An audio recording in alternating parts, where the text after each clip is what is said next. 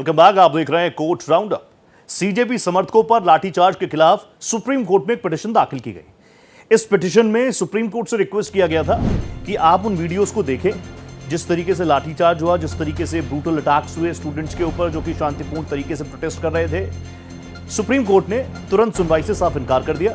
Supreme court ने यह भी कह दिया कि हमारे पास वीडियो देखने का समय नहीं।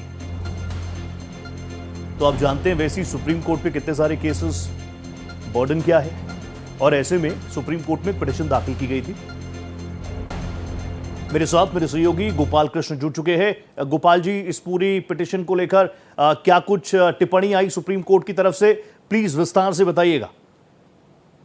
जी बिल्कुल Rohit, letter petition CJI Suryakant को भेजा गया था। सुप्रीम कोर्ट के वकील हैं नरेंद्र मिश्रा, उन्होंने यह लेटर पिटीशन भेजा था और कहा था कि जिस तरीके से दिल्ली पुलिस ने बर्बरतापूर्वक कार्रवाई की है उसके खिलाफ सुप्रीम कोर्ट जो लेटर पिटीशन भेजा गया है उसको स्वतः संज्ञान ले, सुनवाई करे, निर्देश जारी करे, यह मांगी की गई थी। आज लेटर पिटीशन पर स्वतः संज्ञान लेने को लेकर मेंशनिंग की गई, लेकिन सुप्रीम कोर्ट के मुख्य न्यायाधीश ने कहा कि हमें इसमें रुचि नहीं है।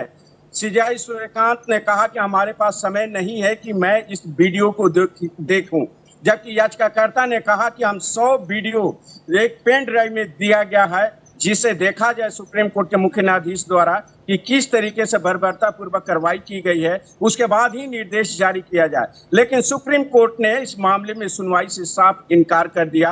हालांकि नरेंद्र मिश्रा ने जरूर कहा है कि वो जो छात्र हैं उनके लड़ाई लड़ते रहेंगे, आगे फिर याचिका वो दायर करेंगे और वो तब तक याचिका दायर करेंगे जब तक छात्रों को इंसाफ नहीं मिल जाए, क्योंकि मौलिक अधिकारों का उल्लंघन हुआ है। तमाम जो सीसीटीवी फुटेज है या बाकी जो वीडियो है उसे यह दिख रहा है कि किस तरीके से उन्हें बुरी तरीके से पीटा गया है। कई छात्र घायल हुए हैं, नीट छात्र हैं, और इन्होंने यह भी कहा कि नीट परीक्षा अच्छे से हो, निष्पक्षता पूर्वक किया जाए, इसको लेकर के भी उन्होंने मांगे की थी। Okay Gopal ji, stay with me, आगे भी केसेस पर आपसे बात करूंगा, मेरे साथ बने रहिएगा। दिल्ली हाईकोर्ट में सीजेपी के प्रदर्शन पर सुनवाई। केंद्र सरकार ने हाईकोर्ट में अपना पक्ष रखा।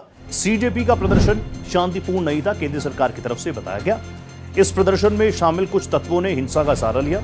इस मामले में दायर कुछ याचिकाएं सिर्फ प्रचार के लिए, पुलिस कार्रवाई के खिलाफ दाखिल की गई थी। यह याचिका जैसा आपने देखा सुप्रीम कोर्ट में कहा गया था पिटीशन डालकर, लेटर पिटीशन, ये आप इन वीडियोस को देखिए। सुप्रीम कोर्ट ने तो कह दिया कि इतना वक्त हमारे पास नहीं है। दिल्ली हाईकोर्ट में भी एक पिटीशन दाखिल की गई है और उसमें केंद्र सरकार से जवाब मांगा गया होगा। केंद्र सरकार ने बताया कि शांतिपूर्ण प्रदर्शन नहीं था। संसद कूच करने की बात, फिर वहां पर पत्थरबाजी, स्टोन पेल्टिंग, जिस तरह की तस्वीरें आई, प्रोटेस्टर्स इसमें जरूर जख्मी हुए हैं, लेकिन पुलिसकर्मी भी इसमें जख्मी हुए हैं और अच्छे लेवल के अधिकारी इसमें जख्मी हुए हैं, वो भी अस्पतालों में भर्ती है। केंद्र सरकार ने अपना रुख दिल्ली हाईकोर्ट के सामने रखा। गोपाल कृष्ण मेरे साथ लगातार बने हुए हैं। गोपाल जी, एक बार विस्तार से बता दें इस पूरे केस के बारे में। जी बिल्कुल रोहित, कई अलग अलग याचिकाएं दिल्ली हाई कोर्ट में दायर की गई थी और इन सभी याचिकाओं में एक ही मांग थी कि इस मामले की जांच के निर्देश दिया जाए, क्योंकि बर्बरतापूर्वक कार्रवाई की गई है। वहीं केंद्र सरकार और दिल्ली पुलिस की तरफ से additional solicitor general SP Raju पेश हुए और उन्होंने कोर्ट को बताया कि यह जो प्रदर्शन था वो पूर्व नियोजित प्रदर्शन था। अचानक इस तरीके की घटना नहीं हुई है, पत्थरबाजी वहां पर हुई है, कुछ राजनीतिक दलों ने इसे हाईजैक किया है, सोची समझी साजिश रची गई है, पुलिस की गाड़ियों को क्षतिग्रस्त किया गया है, कुछ असामाजिक जो तत्व हैं वो इसमें शामिल है। तमाम आरोप केंद्र सरकार द्वारा लगाए गए हैं। वही याचिकाकर्ता की बात करें हम तो याचिकाकर्ता की तरफ से सुप्रीम कोर्ट बार एसोसिएशन के प्रेसिडेंट विकास सिंह, साथ ही दिल्ली हाईकोर्ट बार एसोसिएशन के प्रेसिडेंट हरिहरन और उसके बाद सुप्रीम कोर्ट के वरिष्ठ वकील गोपाल शंकर नारायण पेश हुए और उन्होंने कहा कि 130 वीडियो हमने देखा है, किस तरीके से उसमें कार्रवाई की जा रही है, महिलाओं तक को नहीं छोड़ा गया है, बच्चों तक को नहीं छोड़ा गया है। उन्होंने यह भी कहा कि नीट परीक्षा अमीरों के लिए है, गरीब कहाँ जाए। उन्होंने कहा कि एसआईटी से इसकी जांच होनी चाहिए, एसआईटी का गठन किया जाना चाहिए। हरिहरन ने कहा कि कम से कम केंद्र सरकार और दिल्ली पुलिस को नोटिस जारी कर जवाब मांगा जाना चाहिए। दोनों पक्षों के जिरा के बाद दिल्ली हाई कोर्ट ने दिल्ली पुलिस और केंद्र सरकार को नोटिस जारी किया है 4 हफ्ते में जवाब देने के लिए कहा है। कोर्ट 11 सितंबर को इस मामले में अगली सुनवाई करेगा। केंद्र सरकार की तैयारी कितनी इस पूरे मामले को लेकर, क्योंकि हर तरफ से सवाल उठ रहे हैं। अभी पहले भी खबर पर हमने कहा सुप्रीम कोर्ट में भी पिटीशन दाखिल की गई, दिल्ली हाई कोर्ट में भी पिटीशन दाखिल की गई। दिल्ली हाई कोर्ट में तो केंद्र सरकार से जवाब भी मांगा। अब इससे आगे क्या, और पुलिस की कार्यशैली, पुलिस की कार्यप्रणाली को लेकर क्या जानकारी? देखिए रोहित, केंद्र सरकार की तरफ से एसपी राजू ने यह भी कहा कि जिस तरीके से वहां पर धरना प्रदर्शन चल रहा है वह एक पूर्व नियोजित है, क्योंकि वहां पर कुछ असामाजिक तत्व हैं जो इसे फैला रहे हैं। सोशल मीडिया की बात भी यहां पर सामने आई कि किस तरीके से अफवाहें फैलाई जा रही है, जो सच्चाई जो है वो दिखाया नहीं जा रहा है। ये तमाम आरोप केंद्र सरकार द्वारा दिल्ली हाई कोर्ट में लगाए गए हैं। यह भी कहा गया है कि जो दलीलें यहाँ पर याचिकाकर्ताओं के वकीलों द्वारा दी जा रही है उन दलीलों में सच्चाई नहीं है। सच्चाई यही है कि कई पुलिसकर्मी भी घायल हुए हैं, अधिकारी भी घायल हुए हैं, सिर्फ छात्र घायल नहीं हुए हैं, उसको भी देखा जाना चाहिए। उन्होंने कहा कि ये सिर्फ पब्लिसिटी के लिए यह याचिका दायर की गई है, लिहाजा इस याचिका पर सुनवाई नहीं होना चाहिए, इसे खारिज किया जाना चाहिए। जबकि याचिकाकर्ताओं की एक ही दलील थी कि इस मामले की जांच होनी चाहिए। जांच के बाद जो भी दोषी कर्मी है या जो भी जिनका भी नाम सामने इसमें आता है, वो पुलिसकर्मी हो या बाकी असामाजिक तत्व हो, उनके खिलाफ एफआईआर दर्ज कर उनके खिलाफ कार्रवाई होनी चाहिए। गोपाल जी बने रहिएगा मेरे साथ, अगले केस पर भी आपसे बात करूंगा। लोअर कोर्ट के जजेस की रिटायरमेंट की उम्र से जुड़ा पूरा मामला रहा। सुप्रीम कोर्ट ने अंतरिम आदेश में बदलाव किया है। पिछली सुनवाई में 61 साल तक सेवा की अनुमति दी गई थी। सुप्रीम कोर्ट का राज्यों को संबंधित हाई कोर्ट से सलाह लेने का निर्देश है। 2 हफ्तों में तय किया जाए रिटायरमेंट की उम्र बढ़ाई जाए या नहीं। सुप्रीम कोर्ट में 5 अगस्त को मामले की अगली सुनवाई होगी।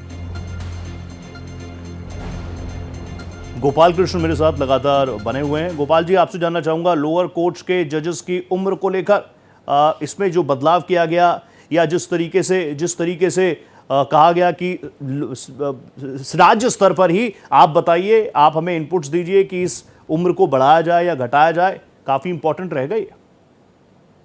जी बिल्कुल रोहित, आपने सही कहा। जजेज एसोसिएशन की ओर से यह याचिका दायर की गई थी, क्योंकि कुछ राज्यों के जजों की ओर से सुप्रीम कोर्ट में याचिका दायर कर कहा गया था कि जो निचली अदालत में जजों की जो रिटायरमेंट की जो उम्र तय की गई है 60 साल, उसे बढ़ाकर 62 साल किया जाना चाहिए। और इसी मामले में सुनवाई करते हुए 13 जुलाई को सुप्रीम कोर्ट के मुख्य न्यायाधीश की अध्यक्षता वाली पीठ ने फैसला दिया था और आदेश दिया था कि 61 साल तक इन्हें नौकरी करने दिया जाए। और कहा था कि यह जो आदेश है सुप्रीम कोर्ट का, यह अंतरिम आदेश है। सुप्रीम कोर्ट जब इस मामले में अंतिम फैसला सुनाएगा तब इस मामले में आगे जो भी आदेश दिया जाएगा उसे लागू किया जाएगा। आज जब मामले की सुनवाई हो रही थी उस दौरान राजस्थान सरकार सहित अन्य राज्य सरकारों की ओर से दलीलें दी गई और कहा गया कि राज्य सरकार जो है इस पर विचार कर रही है। कुछ राज्य सरकारों द्वारा कहा गया कि विचार नहीं किया गया है। सुप्रीम कोर्ट ने कहा कि जो संबंधित हाई कोर्ट है और राज्य सरकारें हैं,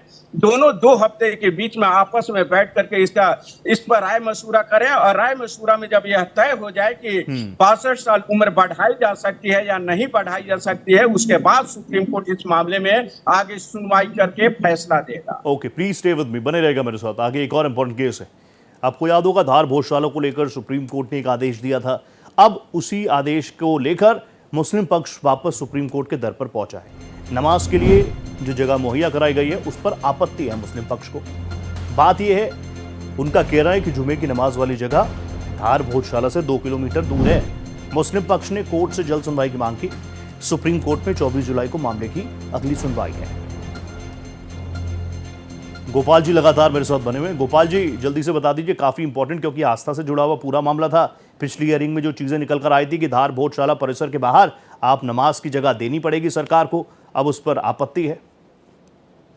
जी बिल्कुल रोहित, मुस्लिम पक्ष का मानना है कि सुप्रीम कोर्ट के आदेश के बाद नमाज अदा करने के लिए जो जगह मुहैया कराई गई है वो गौशाला जो जगह है जहां पर, वहां से 2 किलोमीटर दूर है, जबकि सॉलिसिटर जनरल तुषार मेहता पेश हुए और उन्होंने कहा कि 900 मीटर की दूरी पर है, बहुत ज्यादा दूरी नहीं है। सुप्रीम कोर्ट ने कहा कि राज्य सरकार से इस मसले पर राय मशूरा लें और उसके बाद बताएं कि इस मामले में क्या कुछ जो है राज्य सरकार की दलीलें हैं। वहीं जस्टिस बागची ने कहा कि सुप्रीम कोर्ट ने हाल ही में जो आदेश दिया हुआ है उस आदेश को पूरी तौर पर लागू करना होगा, क्योंकि सुप्रीम कोर्ट ने आदेश दिया था और कहा था कि गौशाला के पास ही इन्हें नमाज अदा करने के लिए जगह मुहैया कराई जाए, जिसको लेकर के मुस्लिम पक्ष ने सुप्रीम कोर्ट में याचिका दायर की और कहा कि 2 शुक्रवार से उन्होंने नमाज अदा नहीं किया क्योंकि जो जगह दी गई है दूर है। अब सुप्रीम कोर्ट इस मसले पर शुक्रवार यानी कि 24 जुलाई को सुनवाई करेगा, तो राज्य सरकार की दलील सुनेगा, मुस्लिम पक्ष की ओर से दलील सुनेगा, उसके बाद कोई आदेश पारित करेगा। Thank you so much Gopal Krishna, आप जुड़े मेरे साथ, बहुत शुक्रिया। कोर्ट राउंड अप में इतना ही, दीजिए इजाजत, नमस्ते।